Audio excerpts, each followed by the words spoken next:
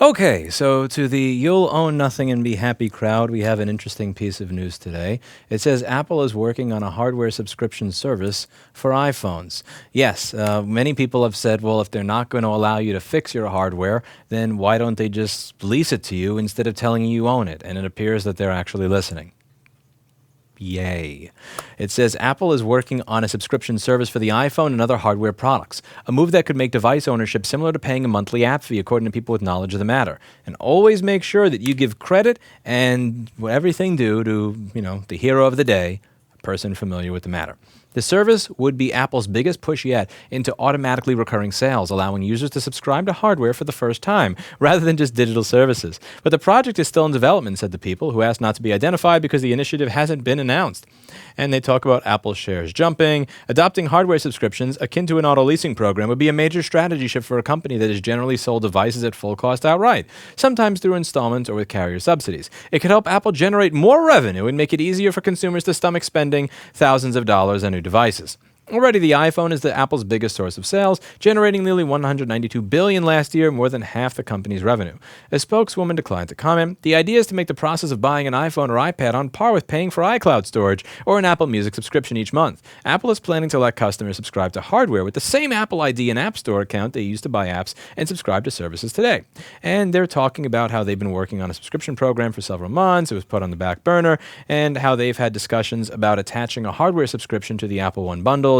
And there was some point in this article where they said that people were suggesting, some on Wall Street have previously urged Apple to switch to a subscription model. Sanford and Bernstein and Company analyst Tony pitched the idea of hardware subscriptions in 2016, saying at the time it could help get Apple to a $1 trillion valuation. Apple hit that milestone without embracing the approach. It's currently worth $2.84 trillion, but he recirculated the report on Thursday. Compare with the Starbucks coffee or a New York Times subscription, the iPhone is a bargain. Many customers would struggle to think of a single possession they use more than their iPhones, he said. I could think of one myself. Moreover, the cost of the iPhone is a relative bargain versus other services for which customers willingly pay. This is not a service. It's not a service.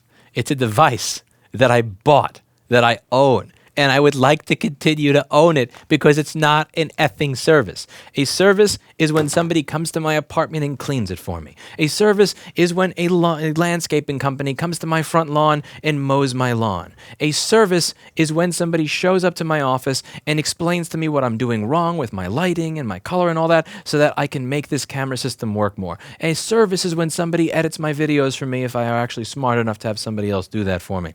This is a product, and it is bad enough that we are at a point where they go and try in every single way to remind you that you're not the actual owner of it. Whether it is an electric skateboard company that bricks the product that you fucking paid for when you decide that you want to change the battery in it, which is something that's going to go bad in a couple of years, or whether it is Apple telling you that if one chip goes bad in your device, you're going to pay $1,500 to fix it, even though it costs $1,800 in the store to buy a new one when that chip costs $5 or $15. It's bad enough that every single day there is a new example of another company doing some sort of anti-ownership, anti-consumer, anti-repair thing to remind you that you don't own anything. But now we're getting to the point where it's like, you know what? Screw it. Fine. You say that we're not allowing you to own anything? Fine. Well, at least call it by its name. Many of you have said that I would be happy if they at the very least were honest about the fact that you don't own it. And honestly, I'm not. I like owning things. I like fixing my own things. I like being able to say that this is mine. And I don't like the idea of calling a piece of hardware a service. I get it. We do it already with certain pieces of hardware.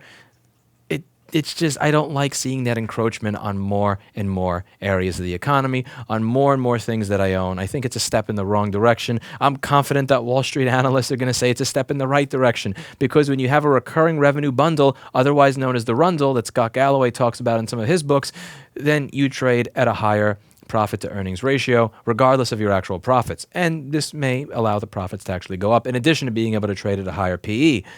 This is unfortunately the step that everybody's going to be moving into. And I'm not a fan of it, but expect to see more of this as time goes on. I'm very curious to hear what you in the audience think. Are you happy to see more and more devices moving towards a model where you just don't own it? Or are you at least happy that they're being honest about it?